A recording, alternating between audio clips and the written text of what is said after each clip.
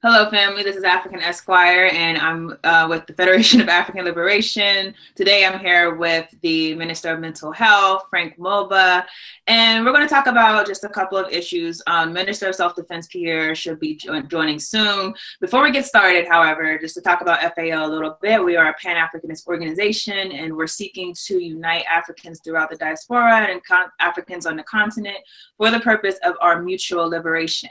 So that means that wherever we are, wherever we happen to be in the whole scheme of the world, we all are facing the same issues, and so therefore it's necessary that we also unite and fight the same oppressor. So that is what we are about. I also want to say before we get started that so moving forward, there's going to be there's a Federation of African Liberation YouTube channel. After a while, we're going to start doing our live streams on that YouTube channel.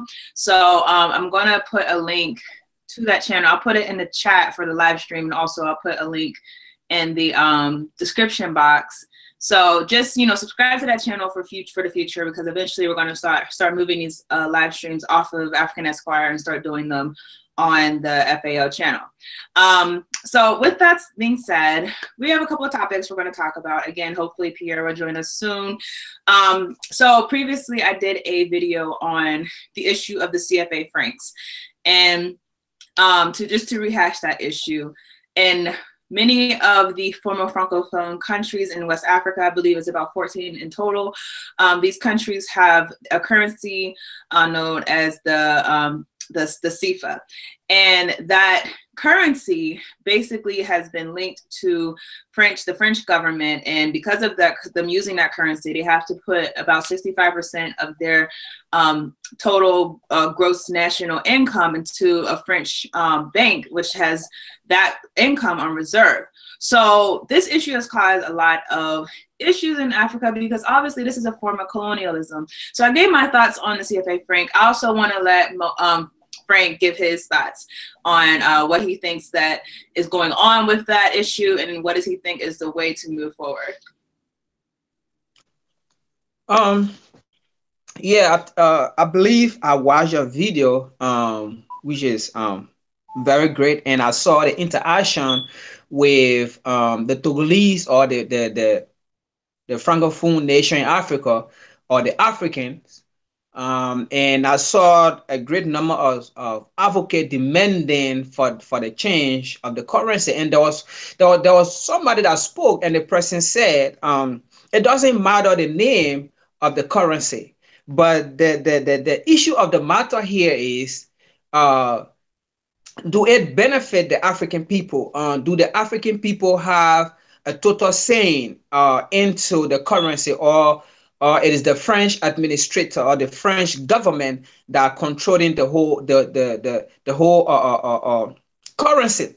So that's the main problem, because it seems that the African are not benefiting from it. Number one, because if you have a foreign currency in your country as a national currency, what's going to happen here is the banks and in that country will be owned by the country that own the currency. And if France is the nation that own the currency of the CFA, means that every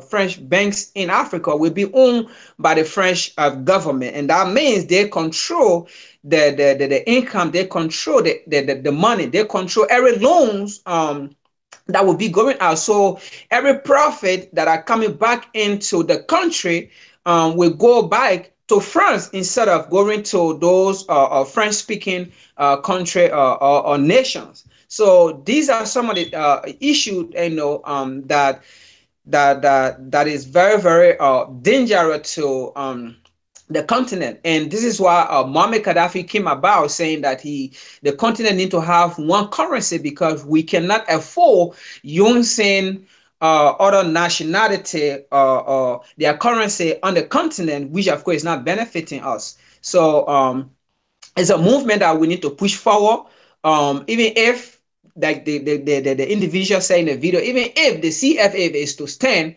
it should be beneficial to the African people. It doesn't, the name does not matter. But what matter here is who control it and who control the profit, who control the money, who control the loan. So those are the issue that was raised in the video. So I believe that the name actually doesn't matter, but what is behind the name, who control it, is the main thing. You know, is the one matter. So I watched your video. So I believe we should push that movement. If it can be changed, fine, it should be changed. If it can be changed, but the fact of the matter here is the African people should be in full charge of the currency.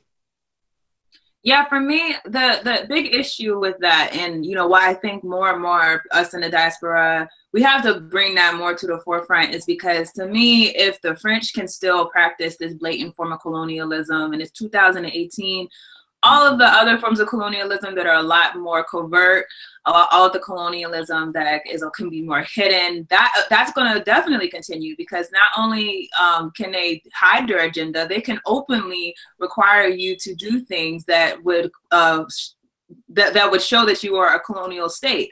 So I think we have to really push it to the forefront, because if they're able to do that with African countries, understand they could do a lot worse, and they are doing a lot worse. So hopefully we can do something about this and kind of talk about it more. I think a lot of people just aren't aware. I know I wasn't aware for a long time that this is going on, and it's kind of surprising. So for you, Frank, you know, how is it that you think that this type of blatant colonialism can be practiced with African people, and you don't really see it happening with any other people inside of the world? So why do you think that is? I think one of the reasons here is Africa is still divided, and that's why Africa was divided for to be what the country. And let me say this: when we're talking about neocolonialism, I can say almost every French-speaking country in Africa are not even into neocolonialism. They are still into colonialism. They are not even to that stage here where we say neocolonialism, because they are still, the French are still directly practicing their brutal regime as it was in the past, where they have to use the French assimilation, and they are still using it. They are still using the French assimilation because they are still using every aggressive measure, be it politics, be it military, be it financing, be it economy, all those things, social decision making. They are still directly, how they call it, making decision in these entity. So they are still directly practicing colonialism on the continent. So how can we come about destroying or eliminating such activities on the continent? Is again, Karl Marx, Kwame Ture said, the only way forward to liberation is organizing, is organization, is unity. But we coming together. So the only way we can move forward with an aggressive force is the African nations and the African people need to come together to push forward every agenda that will favor African people. That's the only way, because the Togolese themselves cannot fight France, because France is already in a stage of power. So a small nation like Togo cannot fight France. A small nation that Cameroon cannot stand France. Burkina Faso, Senegal cannot stand France. But if all those nations can come together, and then the African diaspora and the African on the continent come together, it will be a huge force to eliminate such behavior on the continent that the French are directly influencing or practicing on the African people. So we need to come together to push this movement of Togo can do it by themselves, and Senegal can do it by themselves. Like I said, all those nations need to come together, and the African diaspora and the African on the continent need to come together to push these things. You know, what's also interesting is that France right now is very much in turmoil. And so, you know, I did talk about in the video the protest with the yellow jacket, and how you know, basically the white middle class people in France, they're very upset with the French government and how they feel like they've been treated by the French government. And so to me, this is a great time to strike, you know, because anytime when you have multiple issues going on, that's when you're most likely to be able to push your issues to the forefront. And for example, a lot of people don't know what really caused decolonization to really become necessary for the colonial powers was that World War II basically decimated their economies. The countries were decimated, and they could no longer afford to hold on to their colonial to their colonies, because and even try to justify their colonization, because, you know, after they've just gone through everything as far as saying how the Jews should be liberated, how do you still maintain power over the colonies? A lot of times with those people who were in the armies of the European colonial powers, they felt like we're fighting for freedom, right? So why wouldn't we want our own freedom? And so having been exposed to the fight for freedom, they went back to their own countries and started demanding that they also receive that freedom. And the powers were so crippled at that time, as far as their economies, as far as their military, they were so crippled that they really weren't able to maintain their colonial presence. And so do you think France going through the turmoil with all of these protests going on in France, do you think that it could be something promising for the aspect of trying to push the abolition of the CFA, Frank?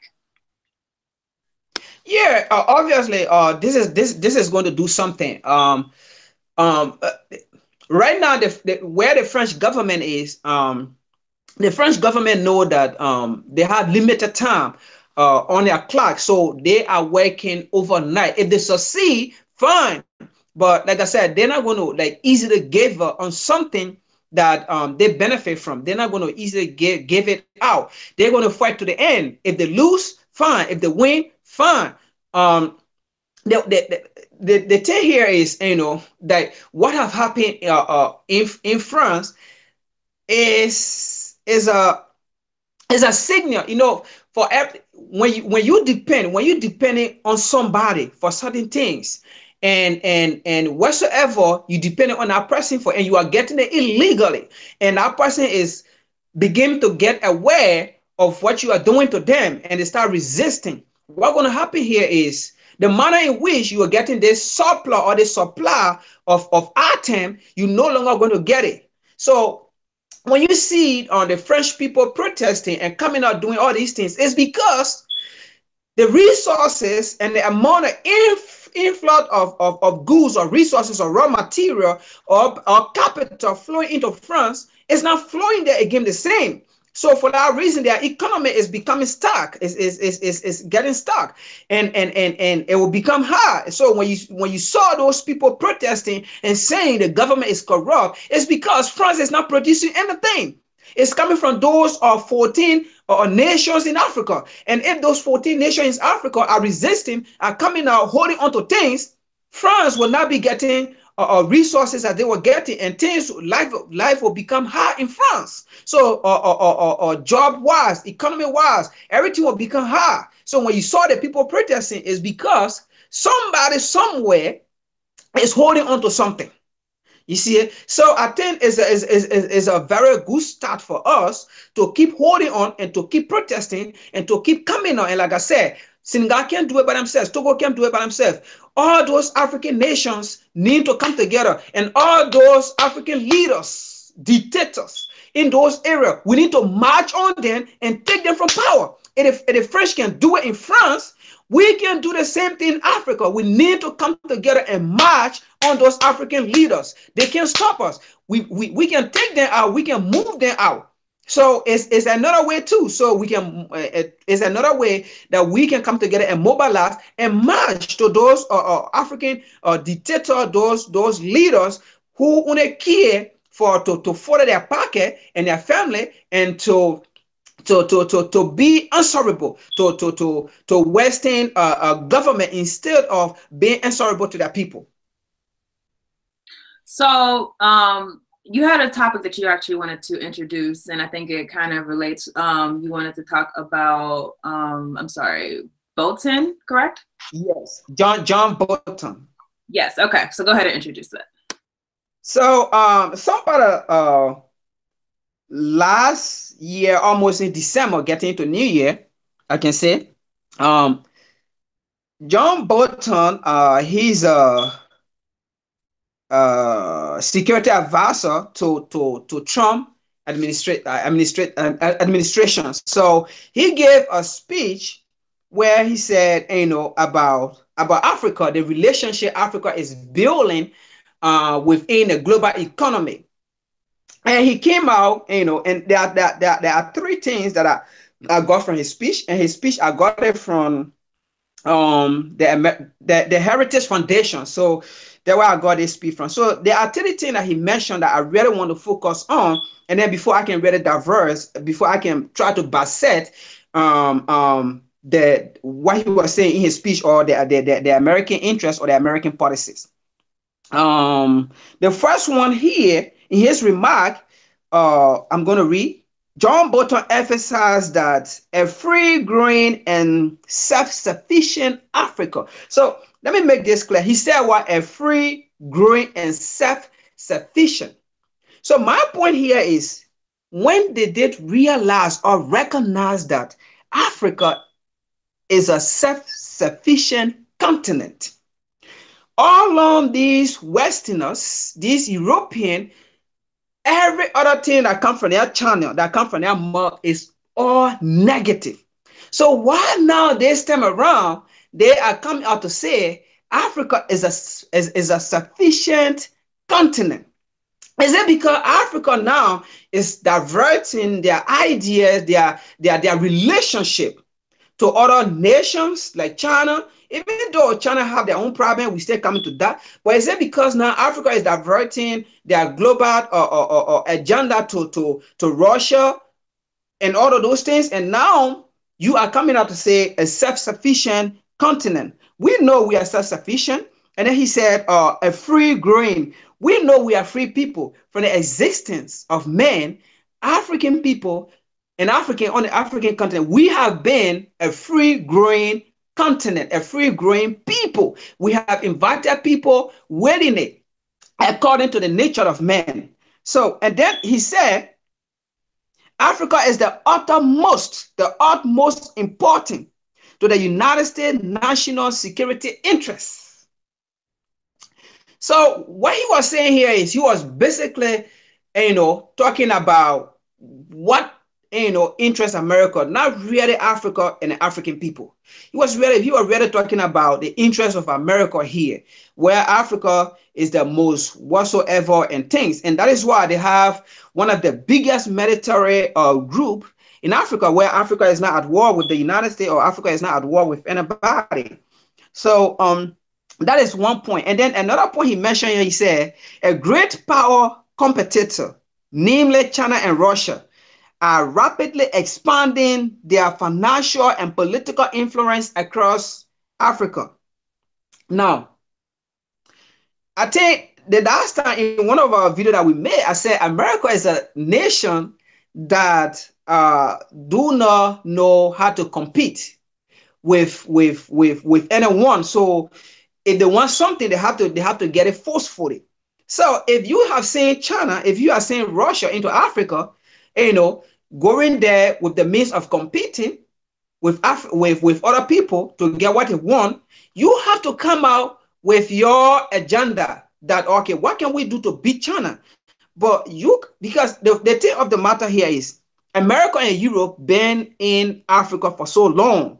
They've been using their financial and they've been using their political influence on the continent. But how they've been using it? They've been using their financial influence where they are only focused on supporting dictator to mistreat the African people and not even producing job or infrastructure on the continent. But on the other hand, China have come in a different form and changed it. I'm not saying China is doing the right thing, but China have studied the American way, the European way, and know that, you know what, this is not the best. We can go with this.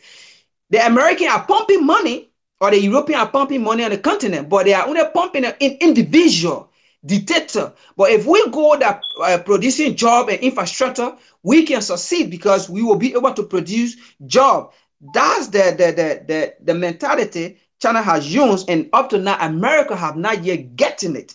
And they're saying China is using their financial and political influence. America, you too, and Europe, you guys have been using your political influence from time to time on the continent and assassinating great African revolutionary and visionary. Recently, we just saw Muammar Gaddafi. You use your political influence, you assassinated a man who had a great potential for Africa. So how can you come out to say and blame China that, oh, China is using her political and financial influence to target American or investment or American influence when you have been using your political gains and financial influence in a different and brutal manner. So you have to think about all these things before going on the continent or before talking about the continent. Because African people are not asleep. We are watching, we are learning, and we are saying. So if you say anything contrary, we are coming against you. We are coming to expose you. It's not like we hate America, but we are just trying to expose what you are doing. We love America, but provided you should do it in the right way. And then the last point I want to make here, he said in his speech, American foreign policy should serve the interests of the American people and American value. So what he's saying here again, he's not even saying nothing about a mutual benefit to the African policy. He wasn't saying anything that the American how do you call it, foreign policy should benefit both the American interest and both the African interest. So what he focusing here is all about America. So it's all about protecting the influence of America, protecting the interests of America in Africa. They not caring about the African people and not caring about the interest or the value of the African people. That's not their business. And then he went as far as saying their interest in Africa, it should suit like the value. So I mean, and then that's the point that that I saw in a video that I was able to like comprehend and put it into context that we have to be careful when these people come out with their levies, with their levies of trying to look. Africans are not stupid again no more, and Africans are not sleeping no more. So when you give your speech, when you go and give your agenda and whatsoever, we are going to read it and critique it critically, that we face to our experience and knowledge. So like I said, African, this generation, we are not asleep no more. America and Europe, we are not asleep. We are awake. We love you, but when you come in, you better come with a great agenda, because we're going to read what you come in with and we're going to analyze it and critique it if it's going to be in the interest of Africa as well. We support their interests, but equally so, we support the African interests as well. Yeah, I mean, it's interesting that he's saying this now, because we hear a lot of different things going on in Washington. We hear that Washington is cutting aid to Africa, and if you don't know, the aid that they've been giving to Africa, it's not for Africa's benefit. That, as you said, is for America's benefit. There's never been anything that the United States has done for Africa that was for mutual benefit. It's always been for the benefit of the country, probably in all affairs, actually. So, it's interesting that they're cutting, aid and, losing influence in Africa at the same time, because you can really see what's happening. It's like a panic in the West because they don't really know how to keep up with China. No one knows how to keep up with China. And the unfortunate thing is that when we're used to dealing with a wolf, to use the metaphor that Malcolm X used to use a lot. We're so used to dealing with a wolf who is vicious, who's going to show us their intentions, who's going to show us what they want from us, that they want to kill us. We're so used to that, but we're not really used to dealing with these foxes. We're not used to dealing with Chinese aid. We're not used to dealing with what do you do whenever you're a country that doesn't have infrastructure and these outsiders are offering to build an airport for you, or offering to build roads for you, offering to really do things that you've been wanting and desiring. I mean, how do you deal with that? How do you navigate through that? And what we see is that African leaders are navigating through this very poorly. In fact, with China, China, you know, it seems like their method of gaining control is, okay, we're not going to enter your countries with guns and bombs and all those things, but we're going to enter with aid and money. But that money, if you default on our loans, then that means that you're going to have to give up whatever we gave you. For example, if you default on our loans for an electric company that we built for you, that means we now own your country's electric company. We now own your cable, or we now own your airport. That seems to be the method. And so, you know, it's very disheartening that we're not catching up quickly enough, and we have to wake up very quickly, because the way that they're doing things is going to basically lose out on a lot of, we're going to lose out on a lot of control of our own assets. And it's understandable, because we live in a microwave popcorn era. Everyone wants everything now. We don't want to wait. We don't want to build big brick by brick. Instead, you have a lot of leaders who are trying to make Africa look like the West, trying to compete with the West, instead of actually make Africa look like Africa, make Africa develop in its own time, understanding that Africa has a complicated history that the West never had to undergo. So because of that, you know, you have a lot of projects going on, and it seems like China is basically gaining control over the region. So of course, you know, when we hear an American official say, hey, you need to choose between the US and China, it's not because they're offering a better alternative for African people. It's that they're trying to basically make you feel like you're not choosing the right thing because you're choosing the fox instead of the wolf. But they're still the same evil. They're still the same thing.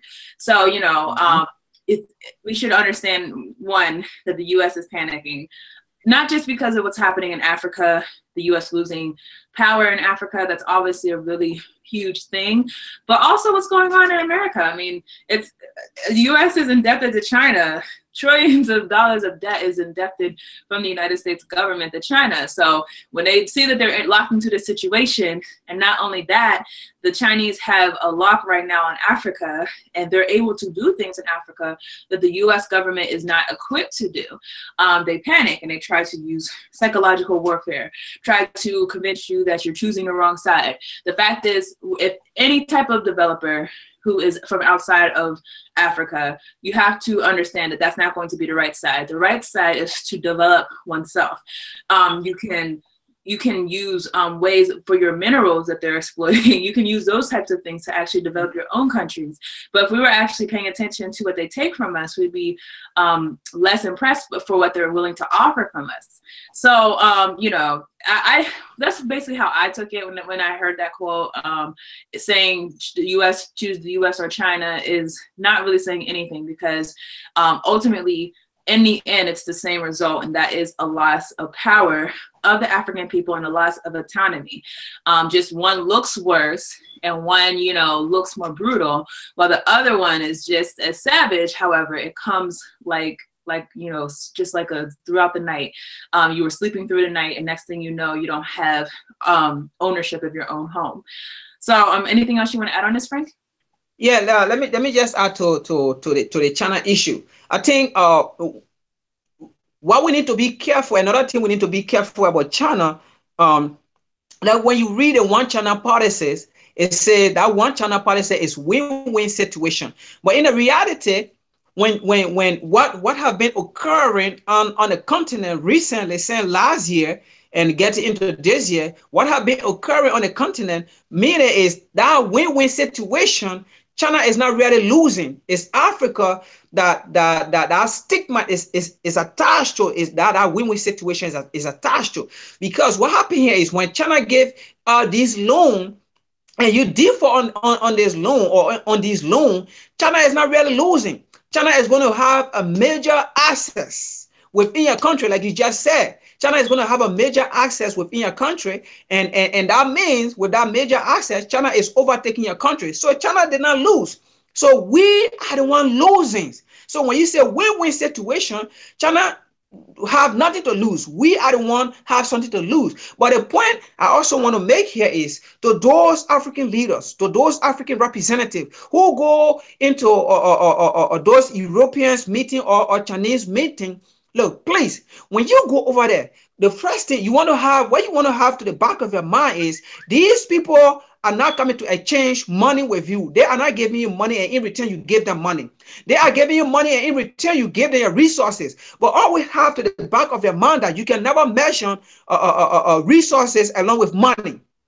You can never measure the value of resources, but you can measure the value of money.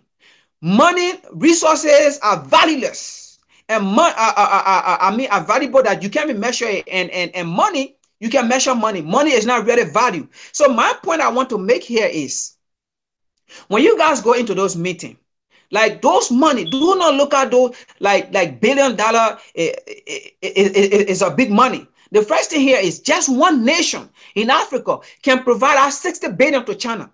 One nation, just DR Congo can provide us 60 billion. Just one resource can provide us 60 billion. Even Liberia, just one mountain in Liberia can provide us 60 billion to China. So you gotta get this thing straight. It's not about the money. It's about the resources. We are the one to be giving loans, billion or 60, even 60 billion to China, to America, to Europe. We are, even to France. We are the ones supposed to be giving them money. Not they should be the one giving us money and then come and take our resources and then come and give it back to us in loan. We are the ones supposed to be loaning to them because we get the resources. We have the abundant resources. One nation, Togo alone can give 60 billion to China. That's 60 billion. One nation in Africa can provide us 60 billion. Just one resources that we have can provide us 60 billion. So you don't get it to the back of our mind. It's not about the money. It's about how can we wisely use our resources and put our people to work and produce our resources and manufacture our resources on the continent that it will produce and reproduce. Produce and reproduce on the continent. Absolutely. It's a crazy situation that we're in. And, I keep saying on this channel, Africans are in a state of emergency. We're in a state of emergency. The only thing that's necessary is that we wake up and realize that we are in a state of emergency. So understand these things that are happening. We can do something about it. Before we change the subject, I want to talk about the mentality, because a lot of these things that we're talking about, Frank, I noticed, for example, when I was in Ghana, a lot of people are aware of what's going on. A lot of people are aware the United States is taking resources, or aware that Europe is taking resources from Africa. They're aware of the Chinese presence. A lot of them actually resent these things. However, for some reason, I don't see a lot of mobilization from a lot of these people that are aware that it's happening. And what I would think, at least from my impression, I want to hear what you think, is that a lot of that is motivated by the belief that we can't change these circumstances, that we're basically in a hole too deep, and that we're powerless, that we basically have nothing to do but to sit back and let this happen to us and try to survive it out and try to provide for our family and try to give ourselves some type of future, but we're really going to continue to be subjected to white dominance. And this is obviously unfortunate if this is what the reason is, because we should know that colonialism, neo-colonialism, slavery, when you compare it to the thousands, hundreds of thousands of years of African history, and you understand that this is only not even for colonialism, it's only been over 100 years, I believe, not even probably about 100 years of our history. And then you go to slavery, it's been about 400 or 500 years of our history. Yet we have thousands and thousands of years where we were doing things, we're independent, and yet we seem to think that this period of time is going to be representative of what our future looks like. So do you feel that way when it comes to these issues, when we're talking about what's going on with China and US, how Africans might feel depleted and unable to change our circumstances? I tell you, when it comes to issue like this, where people are being aware of what is going on, but the mobilization effort is too weak, is because of the mass influence of African people into these same nation that oppress, that oppress or that enslave us, or that continue to exploit us. So, for example, let's look at England. When when you see England right now and you see the numbers of Nigerian or nation that the British people colonized, you see Nigerian, you see Ghanaian and other people, they float a lot in Great Britain, and they have some access, they work there and they support their people back home. So and majority of these people on the continent get their supply or their support from their relative in Great Britain. So, for example, if something like that is going on the continent and you see people trying to mobilize, or everybody that have their relatives in Great Britain, one way or the other, not all of them, but majority, we are telling them not to mobilize. We are telling them not to go against Great Britain because their daily bread, are coming from Great Britain, where their relatives are supporting them. Even that goes to say again, people in America, Africa in America here, if Africa on the continent want to mobilize on sex issue, Africa in America here want to mobilize on sex issue against America, Africa in America here will tell the Africa on the continent, you got to stop that, you can't do that. And I mean, this is where some of the flaw and the issues are coming from. So when you see people on the continent not really mobilizing and thing, this could be another reason. Another reason here is even in America here, when something happen here and you see celebrity coming out, they don't want for celebrity to come out and to demonstrate or to protest or to put people together. So you know what that means. If a celebrity come out to demonstrate or to put people together, everybody going to follow. Like LeBron James right now, if LeBron James want to protest, if LeBron James want to come out right now to protest on anything, you imagine how many people will be involved. I'm telling you. So it's the same thing on the continent. So when you see sometimes the movement is very slow, it's because celebrity on the continent are not really involved, and then local people are the one involved into it, and then people in the community who have nothing, who have no access and thing, they are the one involved to it, trying to get people. And then other people will be there at the same time saying, you look hungry. What are you really doing putting people together? You look hungry. What are you really doing mobilizing people? So you're not really going to get that attention. You're not really going to get a mass movement because you're not really seeing influential people into the movement. So if you have influential people, people with voice, people with power, and you have them into the movement, trust me, it will become really huge. Then somebody who have nothing, somebody who is hungry, what would be here is they will be thinking that, oh, he's just hungry. He's trying to get some attention. Who's going to follow him? Nobody. But we have influential people. We have powerful people leading a movement like the 50s, the 60s. We have powerful people leading the movement, both on the continent and both in Europe and both in America here. People were following it. People, it was mass. But now these days, people are kind of laying by. You see, nobody want to do it, and that's the reason why the movement is not really solid, because you don't find influential people. You don't find people who have voice, mobilizing people and putting people together. All right, so let's pivot a little bit. This past week, Lifetime released a documentary, Surviving R. Kelly, and I thought it was an interesting thing to talk about. There are obviously different layers of race inside of this whole issue. So, let's just talk about this a little bit. So I'll say, just to let y'all know, I do believe R. Kelly, raped many young girls. There's overwhelming evidence. If anyone doesn't believe that, I don't know what tapes you have or haven't seen. So we all know that. We know R. Kelly's guilty. We know he is a predator. We know he's sick. I mean, the thing is, we know that he was also molested when he was younger. Some people, don't want to talk about that part, but we have to talk about rape in the Black community, not just of women, but of young boys. I mean, it's so funny to me how it's almost normalized when we talk about Black men who had, let's say, a Black girlfriend when they were a teenager, and that person might have been 15 and that woman might have been in her 30s. Like, it's okay. Like, no one's going to raise hell about that when that happens. In addition, a lot of young boys, just like young Black girls, are molested by uncles, aunts, and it's funny we don't talk about it a lot, but if you actually ask around, you'll find out that a lot of people who you never knew has dealt with these issues have dealt with these issues. And so this is a problem in the Black community, period. The molestation of our children is a huge problem. The exploitation of our women is a huge problem. The overlooking of exploitation of our men is a huge problem. So there's multiple layers of problems in this.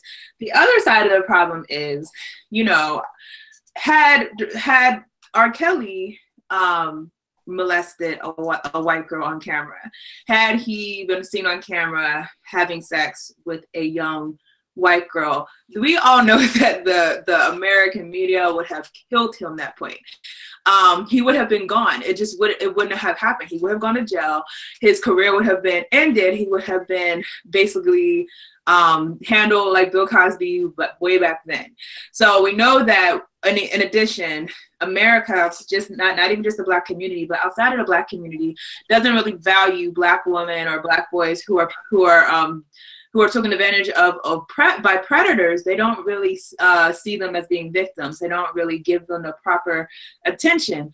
On the other hand, we also have another issue of race that right now there's a lot of issues going on as far as, you know, men who are being sought after for sexually assaulting women, raping women, molesting girls, molesting boys. And a lot of people feel like R. Kelly is being put as the one who has to die for all the sins because he's a Black man, the same as Bill Cosby was previously to him, that they're being targeted. So there's multiple issues inside of this that's going on. I'll give my thoughts very briefly. You know, I work with children. I work with children who are abused. And, you know, when I did watch a part of the documentary, I didn't watch the whole thing because I just didn't have time to watch it when it came on, but I did watch some of it. And I did really feel for the women. And I did really see, like, you know, this is a man who has a problem. We knew he had a problem. But when you're actually understanding the gravity of the situation, that it wasn't just a few young girls, it was actually a whole lot of young girls. You know, my heart actually bleeds for them because we should know sexual assault, sexual abuse, especially in childhood, has the power to determine how your future turns out, to determine who you become as a person. It's trauma, period. When you're traumatized, when you have a skewed understanding of your sexuality because someone made the choice to take your sexual liberty without you actually being able to make that decision on your own. Those are things that stay with you. Those are things that go with you even in your future relationships. When we're talking about the Black community and we're talking about the slavery, colonialism, we know that rape and sexual abuse were definitely things that were used on Black women and Black men to basically subjugate us. And I think it's no mistake that a lot of times when you look at the numbers, it seems like we're repeating what they did to us to each other. We're victimizing our children, our young girls, our young boys, the same way that they victimized us. And I think it's very similar to the way that when you look at slavery and colonialism, they were the ones killing us. They were the ones lynching us. That was how it went. And yet today you see us being the ones to inflict the same type of violence on our own people so that they don't have to rape us anymore. They don't have to kill us and lynch us. And I'm not saying that, you know, people don't still get lynched. I know, you know, people still get lynched, but I'm saying when you look at the numbers, when you look at the high incidences of interracial violence inside of the Black community, we are doing it ourselves. And so I look at the rape situation the same. Similarly, I also understand that this is basically the Me Too agenda has very much demonized Black men to a much more severe degree as white men. That doesn't mean that R. Kelly should not be facing the consequences that he's facing, but I'm really curious, like, when is this going to get equal? Like, when are we going to start seeing all these other, you know, Harvey Weinsteins and all of that, Woody Allen's? When are we going to start seeing some equality here? When are we going to see people taking the task the same way? I mean, there's a lot of sexual deviancy that has pervaded in Hollywood for a long, long time. And it's just so weird to me that people only want to get like it's a sensationalized thing more so. Like whenever you hear about the Harvey Weinstein, it's like, oh, that's bad that happened. No, that's shocking. But whenever it's the Black man who's the perpetrator, it's so sensationalized by American media. So we have to also understand, while R. Kelly is a predator, no sympathy for him at all, we also at the same time have to understand that in America, there is a history of the demonization of Black men as being predators. And so we have to understand a lot of the sensationalization around this does come from those stereotypes. And you'll see a lot of these stereotypes pervaded inside of the media of Black men being predators. You'll see a lot of these stereotypes take form whenever there are college students who, let's say a girl accuses the Black man of rape, and everyone assumes that that's true without actually looking at the evidence. And there's been so many cases where that person was actually found to have not raped anyone, yet everyone was so sure at the time because of the culture. So we have to understand there's multiple rape cultures. People act like with the Me Too movement, there's only one rape culture, that is the culture of men violating women. There are multiple types of rape cultures when it comes to America, especially when it comes to race in America. There's a culture of Black men being demonized as the rapists. There's a culture of Black women being highly molested without the society caring for them. There's so many types of cultures in this country. And so when it comes to sexuality in the Black community, we have to understand there's many layers to this. So that is my thoughts on this. There's so many ways you can look at this. I'm not someone that tells you don't do this, don't listen to this person, don't listen to this person's music. But I do think it's really important that we can walk gum and chew gum. We can walk and chew gum at the same time. We can talk about the fact that Black women are so victimized, that Black boys are so victimized, and we can also talk about the fact that R. Kelly is someone who has done horrible things. We can also talk about the fact that R. Kelly is being sensationalized because of the color of his skin. So Frank, what are your thoughts on this? You know, this whole R. Kelly issue, I've been hearing about it. When it comes to issue that they, you know, it's very difficult to live in a society that, frankly speaking, I would say Black people want to get along with everybody.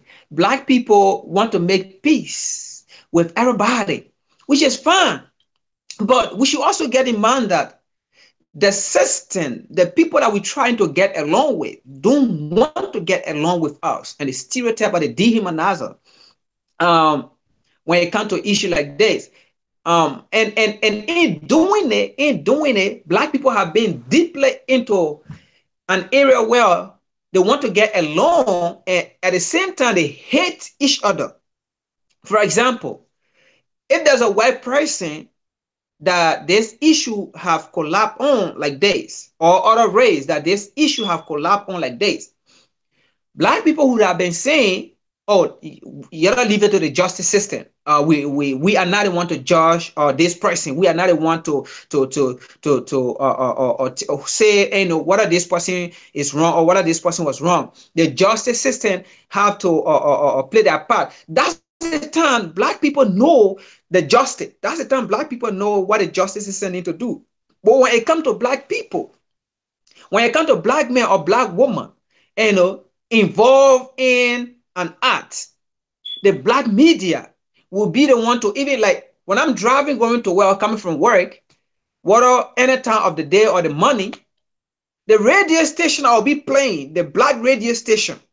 Or like this morning when I was coming, the Black radio station I was playing, I mean, it was all about R. Kelly, how R. Kelly is a molester, R. Kelly should go to jail, R. Kelly should be judged. But we are the one judging. We don't say, you know, you gotta leave it with the justice system. We don't say you gotta leave it, you know, what the justice system going to do, or what the judge or what the court going to do. We even judge this person so that the moment I get to the justice system, it becomes easy for the system to even decide. You see, and we are the one to our own problem, because we discuss our own problem even before it reaches to the system.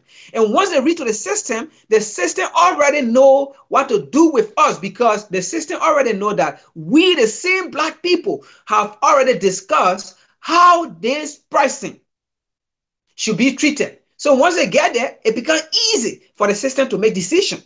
You see, so sometimes some of these things we need to say, you know, leave with the system. Even though, you know, I'm not in favor of our black women being molested, of our black men being molested, but the same way, you know, we judge other race when it comes to other race. The same way we say, leave it to the justice system.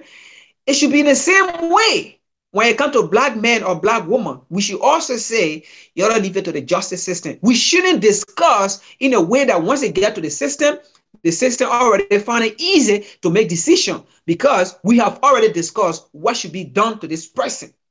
You see, so that's the thing about black people in general. We want to get along with other people to the extent that we forget about ourselves. We hate ourselves. We don't have self-love for each other. If that was other race in the first place, what was going to be done to Arakere? Arakere was going to be, first of all, they was going to dig his biography, how he was being molested, at the age of this, of that. And then what they were going to do here was they was going to even send this man to for a therapy, for a for checkup and all of those things, and they were going to maybe open a GoFundMe or fund or whatsoever, all these things. They was going to do it for you. They were going to raise money for you, and you were even going to get rich. But since it's a black man, nobody doing such a thing to say, you know, oh, he was molested. Maybe he's because of what happened to him. He's paying by or he's item on what happened to him. This is where, you know, the system go against African people when it comes to African people. But when other race, they always find to beat around the bush to help this person to come out of the system. I mean, what Arakari did, there are other race in this country or other part of the world that are also doing exactly. And when you really find out, when it comes to find out what Arakari did, Arakari saw other race doing it. He was not the one that actually initiated what he did. He found other people doing it. He found other race doing it. And he went ahead to do it too. But because he's a black man, that's why it's out. You see? So we should also be careful on how we Africans should go against other Africans just to bring them down. At the end of the day, what's going to happen? And, you know, although we are against, I mean, we can find a way where our carry, you know, can pay some kind of help to the victim or to those families. But again, it go to those families. Some of those families were aware of what Arakere were doing to their children. You see, but because at that time they needed help. They needed for their child to go to school and all of those things. So some of those parents were aware and they were getting the money. They were eating the money. They were getting the money, buying nice cars, nice clothes, nice jewelry, you know, upon their daughter or children being molested. But today now, the finance is not coming in, and those parents are the ones coming out to say, oh, Arakere did this, Arakere did it. Where were you when you got to know first and you were eating that money? And you are silent. And then today you want to come out. Those are the people that we need to kick out of, how they call it, the media, to say, you know, get out of the way, because you are a hypocrite to your own child. That's my intake. I'm gonna disagree a little bit with you on a certain point, and that is that when it comes to the R. Kelly situation, I think it's a little more complex. So when it comes to the girls who are over 18. Wow, you know, I still think it's a little odd that you're in your 50s and you're still trying to get these young, gullible girls. We know that Hugh Hefner was in his 80s, you know, seducing young, gullible girls to come live in his home. Consequences. You know, if you're going to make R. Kelly the person for doing this in his 50s, you also have to talk about Hugh Hefner. So not so much the recent stories that we've heard, which is that R. Kelly has a home with girls who are 18 and blah, blah, blah. You know, 18, 19-year-olds, and they're making, he's controlling them. I still think morally, you know, that's very compromising. However, as I said, Hugh Hefner did the same thing, and they didn't have any problem with it. They even celebrated him whenever he died. So What I'm more so talking about is, let's be real, you know, yes, you know, these parents obviously have something to do with it, but we have to get out of that mentality of, oh, well, your parents should have been watching you as the Black community. And the reason I'm saying that is we have to understand that individualism, oh, it's your parents, well, your parents should have done better. That's individualism. We have to look at this as a community. As a community, it's not just their child, that's my child. You know, my child got molested. That was not just so-and-so's kid. That's our kid. That's our child. That's not just some kid. So we also have to not just look at the parents. We have to, as a community, respond and actually hold the people responsible. So what more so was disgusting to me, when you think about the video, and some of y'all probably have seen the tape. This is a man who was urinating on, he was having sex with a 14-year-old girl on tape, and urinating. Wow. Urinating on her and urinating in her mouth. I again want us to have that visualization. If that were a white girl on tape, not just having sex with a R. Kelly, a grown R. Kelly, but being urinated on by a Black man. A Black man urinating all over her, in her mouth, in her face. Do you think that the American justice system would have let him get away with it? Because he was found not guilty. And I think anyone who understands how the psyche of racism, the psyche of just humanity works in America would know that, no, he wouldn't have gotten away with that had that been a white girl. Even if it were a white man doing it to a white girl, they would not have gotten away with that. Sure as hell, a Black man doing that to a white girl, though, would not have gotten away with that. So we have to, like I said, this is very complex. Yes, the Black community, especially in the day of Twitter, is ready to bury everyone, ready to sensationalize them. That's, like I said, that's my problem with the treatment of the R. Kelly issue, is the sensationalization of this. We're acting like this is only him. We're acting like this is not an American issue. We're acting like this is not an issue with many men. We're trying to pick only Black men to sensationalize, to push to the forefront. We're okay with other rapists who go to the Oscars who are white, who sit in the crowd. We're okay with other rapists who have made videos like Willie Allen and made many movies, gone on to win Oscars, and no one had a problem. No one was boycotting him. No one was asking for his Oscar to be taken. No one was asking for his star to be removed. No one was asking for any of those things for those white men. Yet when it comes to Black men, it's a sensation. We want his music removed from Spotify. We want him to have no shows. We don't want him to have this. We want him to have that. Mind you, Elton John, I mean, he was accused of, a lot of people put that under a rug. He was also accused of raping a young boy, I believe. Allegedly, I don't want to get sued. But there was some article where he was accused of, I believe, either molestation or rape of a young boy. And I didn't hear anyone talk about this. Elton John is a huge person. So I can, like I said, I can chew and walk at the same time. I can't just look at someone and say, "Oh, well, that's your parents who should have been watching you." No, you're of my community. You're my people. You're the children of us. Therefore, someone violating you, a 14-year-old, someone seducing you, that has to do something with me, the same as it were my child. Aaliyah was 15 years old. That would have to do something with me for a 15-year-old to marry a 27-year-old man. And we have the marriage certificate. We know when he was 27, he married a 15-year-old girl. That has to do with us. So, you know, I'm saying this to say we have to just chew and come at the same time. You can be disgusted with what he's done to I'm talking about underage girls. I'm not talking to the overage girls. I'm talking about the underage girls. And if you did watch the documentary, I didn't watch the whole thing, but I watched enough. There wasn't just one or two girls. It was actually a lot of girls throughout history. I also knew about him. I remember before I knew about him having child pornography. So it's not like one or two. There's actually a lot that shows that he had a problem and that he actually purposely sought out girls who were not just young, but underage. And so when it comes to that, I have to say that if it were him having a bunch of little white girls over in Chicago at his home, that would have been a very different reaction from law enforcement. That would have been a different reaction from the American public when it was revealed. It would have been different. And I'm not saying that I need the American public to validate when our people are or molested or things like that happen. But we have to recognize that there is a double agenda, that if it is one of their victims, you will be more demonized. However, if it is one of the victims of someone who's outside of our community, it's not going to be as horrible to them. It's not going to be as demonized. So that's basically what I'm saying.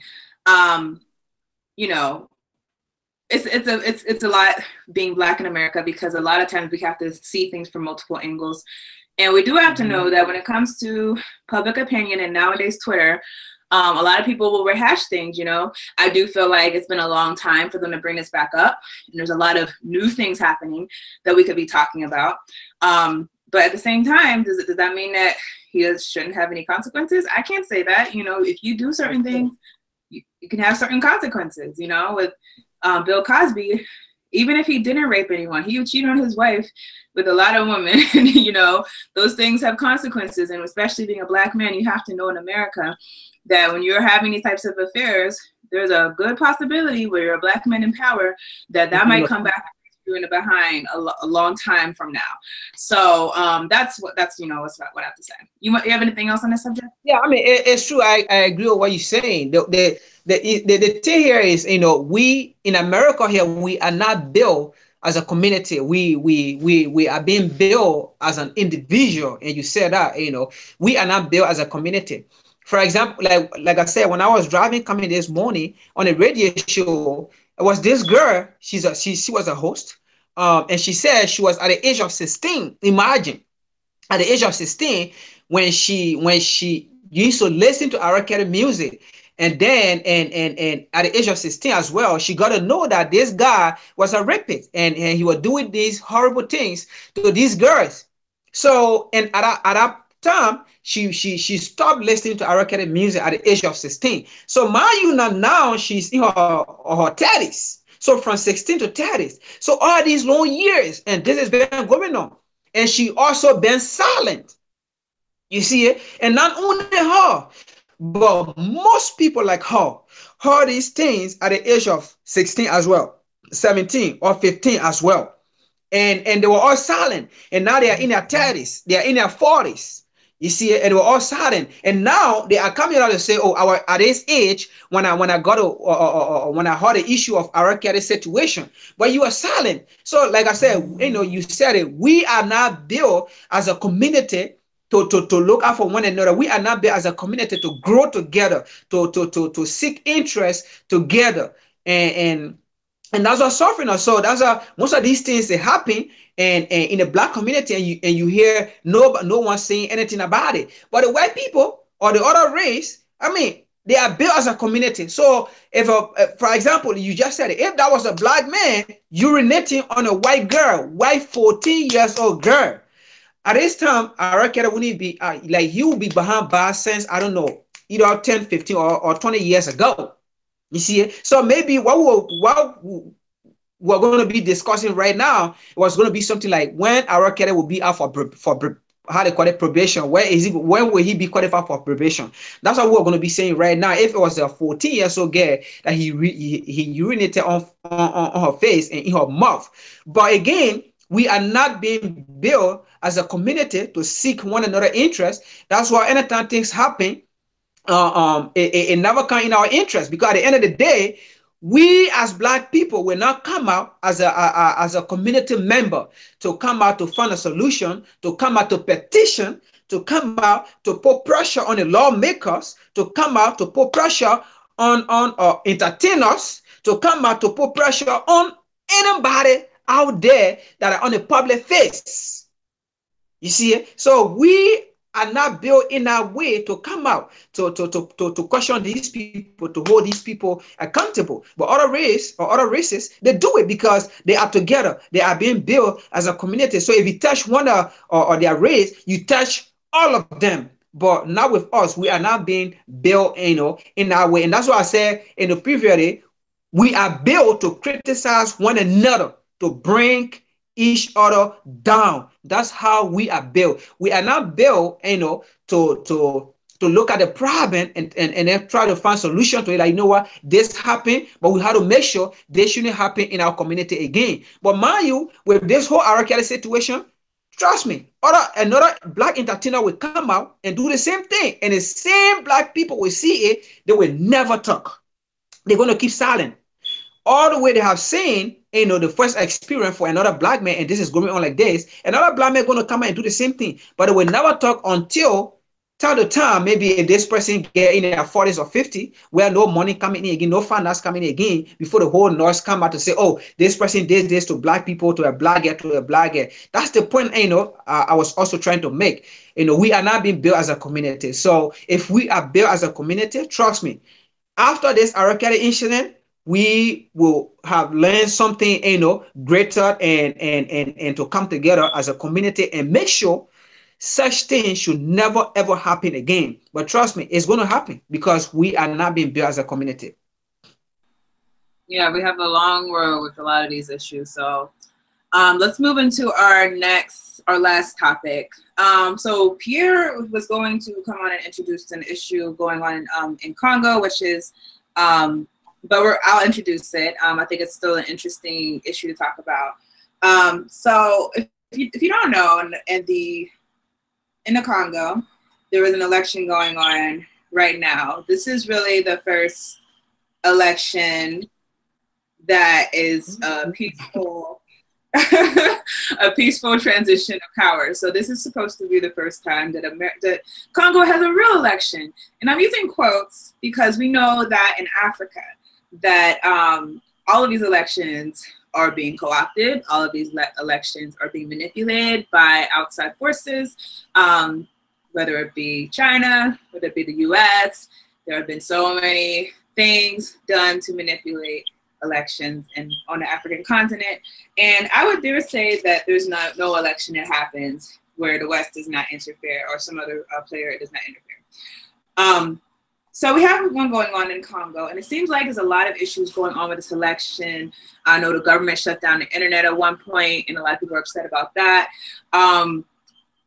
There's also this other issue going on of Ebola. There's a random Ebola outbreak in the Congo.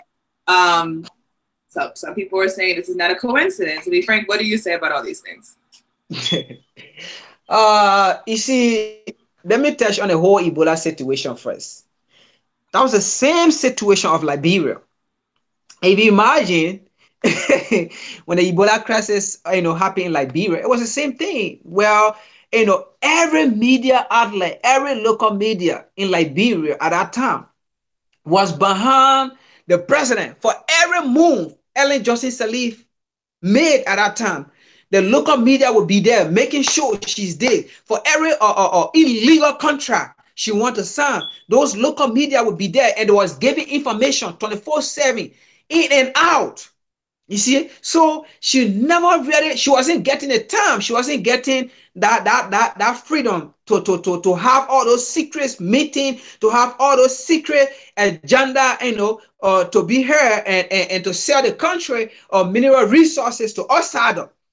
You see, so it was tough. So when you saw that Ebola situation happen in Liberia, it was because of that, to shut down all those local media, even though there were other factors that was involved. But that was one major factor that was involved into it, to close down those local news media and see, put them in house or in houses so that she can be able to go ahead to do her illegal contract. You see, so it's not shocking. It's not a coincidence that Ebola out of a setting, Ebola just happened in DR Congo when there's an election. You see, all those long years where there have been no election, where you have all those foreign troops, you have all those UN military, those so-called UN military troops in Congo. They've been there for 60 years as a peacekeeping force or peacekeeping missions. You go somewhere as a peacekeeping mission or to keep peace, and you go there for 60 years now, no peace, and you in our area, in fact, no Ebola, but you getting all those mineral resources into the UN tanker. and transporting it free, where nobody going to manipulate you or nobody going to caution you to even see what in those things that you're driving around 24/7. But out of a setting, when there's an election, for the people to have some kind of peace in their country and to move on with their life, and then Ebola come into the country all of a setting. So you should know that those bio weapons are being made to manipulate also area where or Africans or where the original or where the aboriginal people in our area are beginning to stand up, are beginning to wake up, and then that's the time they will send those bio weapons in. Because now you should know these European, they have a plan. So if plan A doesn't work, they come up with plan B. So the plan A here is if they can get the necessary time to kill or to assassinate whosoever in power, or if they can't get the necessary time to get their mission or their influence to be accomplished or their interest to be accomplished, they will create this bio disease. You see, they will create this bio disease that will destroy the people, and that the people will focus on and not to focus on what they need to do. So now they create all these Ebola and things so that the people can focus on it and not to focus on the elections.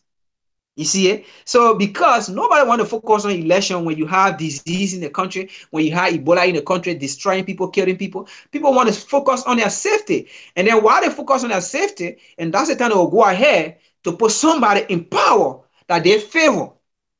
You see it? So that's how the whole thing going on. So look, when it comes to these people, they always have plan A and plan B, or even down to plan C and D. You see it? So it's not a coincidence that Ebola occur in the country, but it just happened there so that the people will be able to take their attention from the election and shift their attention on their safety, well-being, and then while that is going on, they go ahead with the election and put somebody into power that they favor. Yeah, all I gotta say about Congo is that all of us, we need to watch Congo very closely. In fact, I challenge everyone, study Congo, study what's happened there, study, more, I would say more than any other African country, because I really think that everything that happens throughout Africa is really like everything that you're going to see happen, it's probably been done in the Congo, because of course the Congo is the most rich region of Africa, most minerally rich. It's where a lot of the things come from that built these computers. That's where the most exploitation happens. And of course, it has a very dynamic history, from the place of Patrice Lumumba to now being a war-torn area where Western influence has basically manipulated the people, the powers, and the politicians to do what they can to get the resources to them. So we should be watching the Congo very closely, because we have to understand that this is the most sought after region in the world. Control of this region is the most sought after region in the world. And so we have to really learn to figure out our oppressors' methods of doing things, and take this to actually combat the type of oppression that's happening inside of this region of the world. So anything else, Frank, before we close out? No, I mean, that's it. I mean, we just got to keep a close eyes on DR Congo. That's our brothers and sisters, our fathers, our mothers, our aunties, uncles, all of them that live in our area of Africa. They are Africans. They are not just Congolese, but they are Africans, and that name Congo or Congolese were just created during the 1884 Berlin Conference. So we shouldn't see them as Congolese, and we shouldn't see ourselves as Liberian or as Nigerian or as Ghanaian or all of those names. And so we should see ourselves as African, and we should also, if we see ourselves as African, we should see our brothers and sisters in that part of the world or Africa as African. And when we see each other and recognize each other as African, we will do things as African, and we will seek our interests as African, and we will, but then understand that the safety of the people in DRC is also the safety of the people in Nigeria, in Togo, in South Africa, in Liberia, in Ghana, in Mali, in Sudan, in all of those places, in Gabon, in Zimbabwe, in all of those places. So we have to, recognize ourselves as African and have compassion on our brothers and sisters in that part of the world and keep a close eye. If we see anything, features that we see anything illegal, we should come out to expose what's all those illegality that are going on there, and we want to make sure we keep a watchful eyes to put in place whosoever that the people favor or whosoever that the people select that they should go in. They shouldn't be based on colonial imperialist decision where they make a decision and as to who to put in, and then give them all the quality of leadership, and then when they get into power and those quality of leadership does not really apply to the African people, but it applies to the neo-colonialist interest. So we want to make sure we keep a watchful eye on that election and make sure it expose any illegality into that elections. All right, so that will wrap it up for us. Once again, moving forward, we're going to, not immediately, but after a while, we're going to start moving the live streams onto our own platform, Federation of African Liberation. I put a link into the chat for the live stream, but also there's a link inside of the description box. So please subscribe to that channel to get the future, not just live streams, but other FAL content that we will be posting, different people, different members. And if you're interested in being a member, as always, please look into our description box and apply for a membership. Look at our Facebook page. We have a lot of good information about what we stand for with that. So that is all I have for you guys. And you guys have a good, blessed night. Thank you.